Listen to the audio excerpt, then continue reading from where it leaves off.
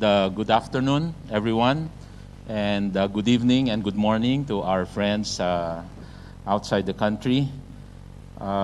First of all, I'd like to just give special mention and thanks to all of you who are here. It's really great seeing all of you. I guess this is a good sign that we are slowly, gradually going back to the new normal with your physical presence. And how about a big hand for all of you here? This is a good sign of really getting back to the new normal and sign of confidence, no? That we are slowly recovering. Special acknowledgement, of course, to our colleague in government, Secretary Raul Lambino of CESA. Thank you for coming over, for joining us. Yusek Epimaco Densing of DILG, who chose to attend this event over another activity. Undersecretary Marvin Gatpayat of the PCOO. Engineer Marisa Mandokdok of the Clark Development Corporation. Mr. Francis Initorio of the MSFTZ Mount Samat. Attorney Ishak Mastura, the Chairman and Managing Head of the Regional BOI of BARM. Salamat po for joining us. And of course, from our DTI family, again, hello to the BOI and the DTI family. BOI headed here by Undersecretary and BOI Managing Director, Seferino Rodolfo. Our friends from the British Embassy who has helped us in preparing for this campaign, Make It Happen, Mr. Richard Coley. And of course, our regards to Ambassador Daniel Cruz. From the private sector who will be joining us and giving their testimonials, advance thank you to Elmar Luther of the Lufthansa Technik. Good to see you again, sir. And Mr. John Lee of the Aerospace Industries Association of the Philippines. And of course, a stalwart in the industry, Mr. Vicente Mills Jr. Maraming salamat po for joining us in this activity. The country's new investment promotion brand, Make It Happen in the Philippines, is more than just a brand or a tagline.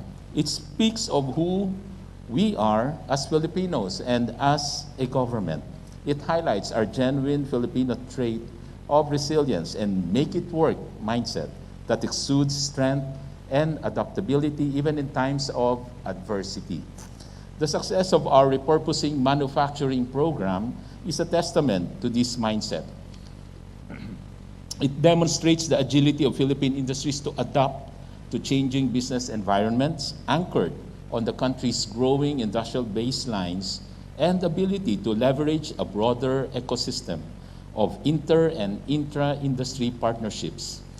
From a production capacity of 6 million pieces of surgical masks, we are now able to produce 60 million medical-grade face masks.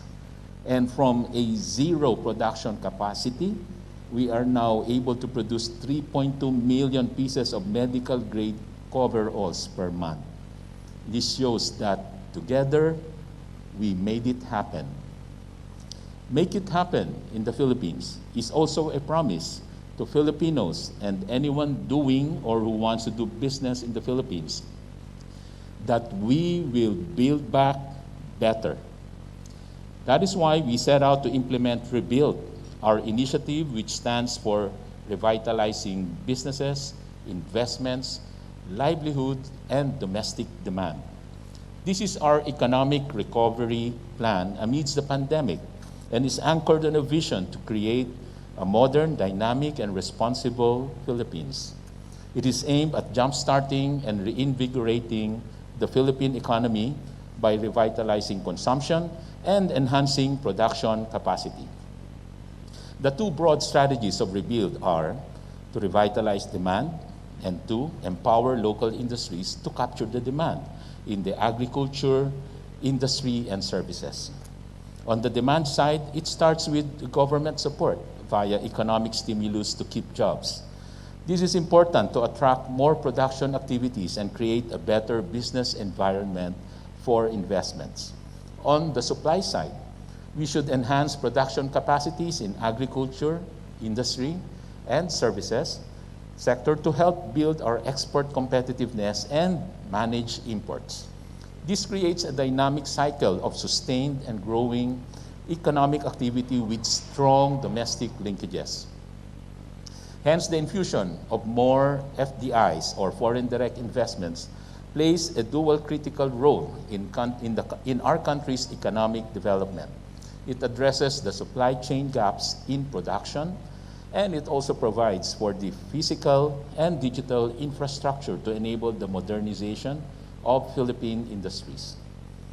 Rebuilding the robust growth of Philippines will start from the strategies outlined under the Rebuild initiative. This will hinge on key drivers that have enabled the Philippine economy to thrive in previous years. With a stable and large domestic market of 110 million people, our population is expected to grow by 16.8% from 2017 to 2026. We are in a demographic sweet spot, with the average age of Filipinos being 24 years old, which means significant latent demand for goods and services in the country. The Philippines also has preferential access in major markets through our free trade or preferential trade arrangements with ASEAN, with Japan, with Korea, China, India, Australia, New Zealand, the EU, EFTA, that's the EU FTA, Russia, US, and Canada. The recent conclusion of the Regional Mega Free Trade Agreement, the Regional Comprehensive Economic Partnership, or RCEP, is further expected to strengthen the Philippine advantage.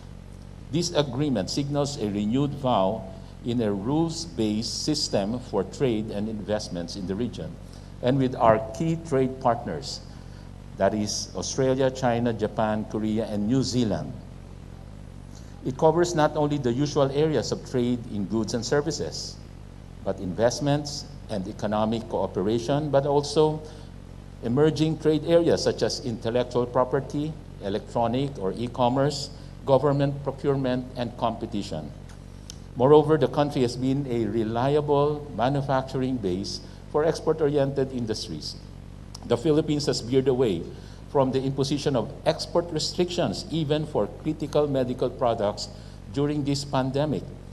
Instead, we capacitate manufacturing firms to enable them to support both domestic and foreign demand. As a testament of our Make It Happen brand, we have a large pool of skilled, trainable, and cost-efficient workforce, as mentioned by Yusek Perry earlier, who are also competent, hardworking, and loyal.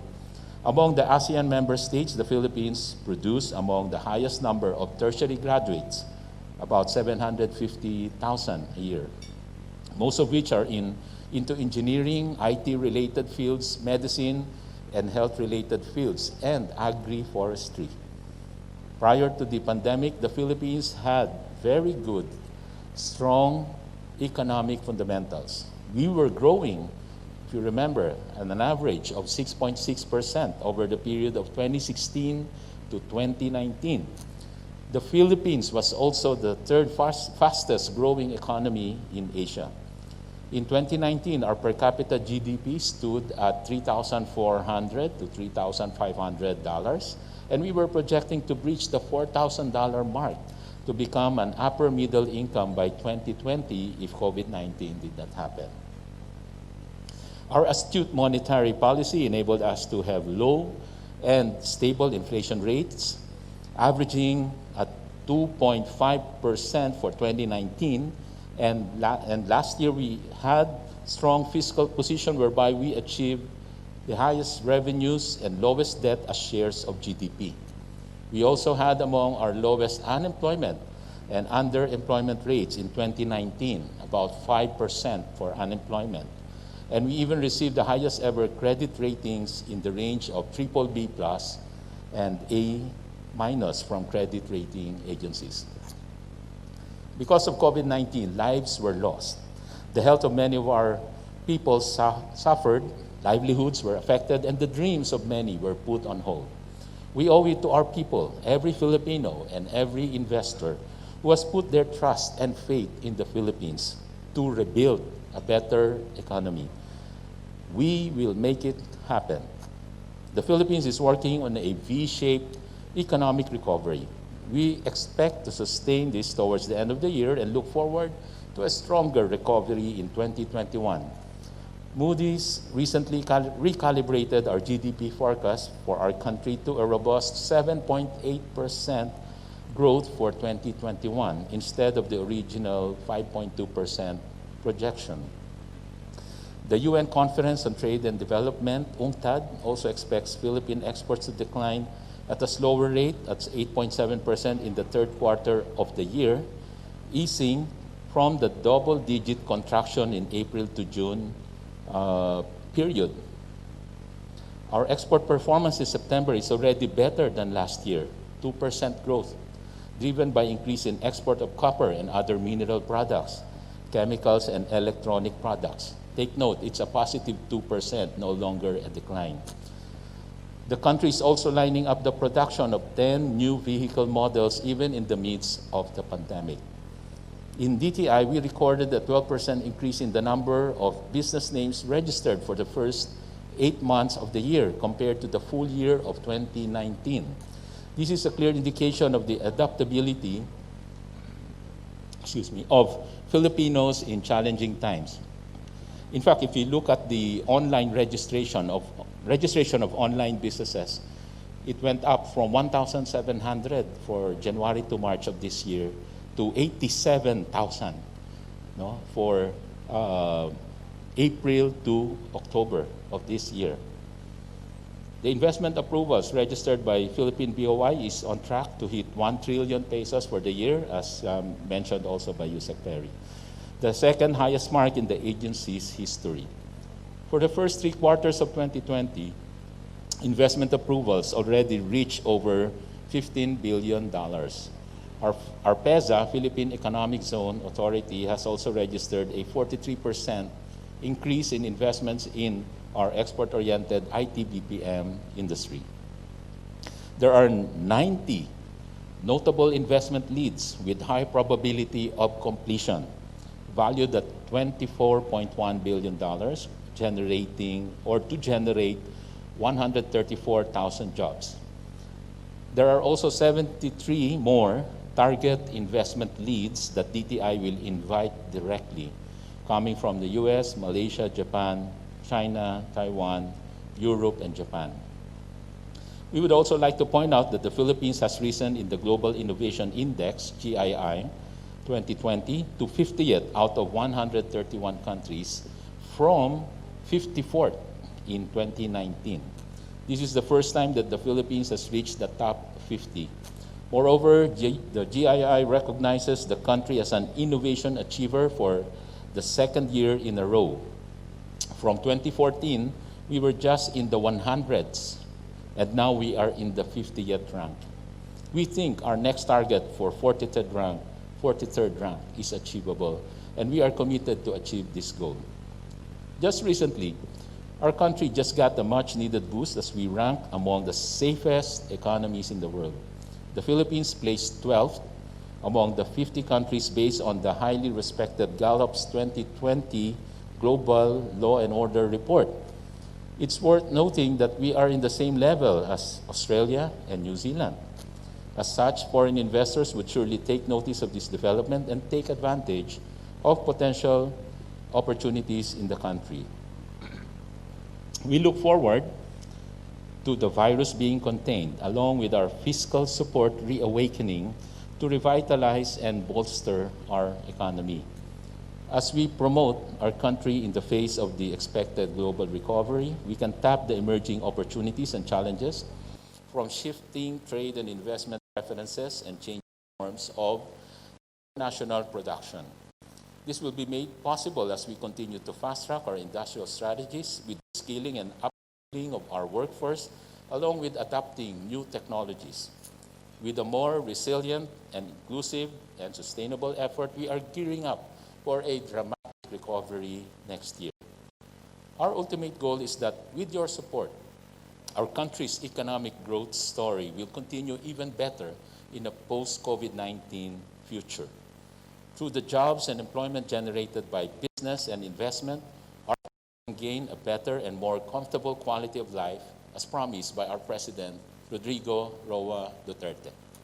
We are confident that the launch of the Make It Happen in the Philippines campaign will relay a clear message across to the rest of the world that the Philippines is dynamic, agile, and resilient. Now, more than ever, we are ready to roll up our sleeves and make things happen for you. Thank you, and let's make it happen in the Philippines.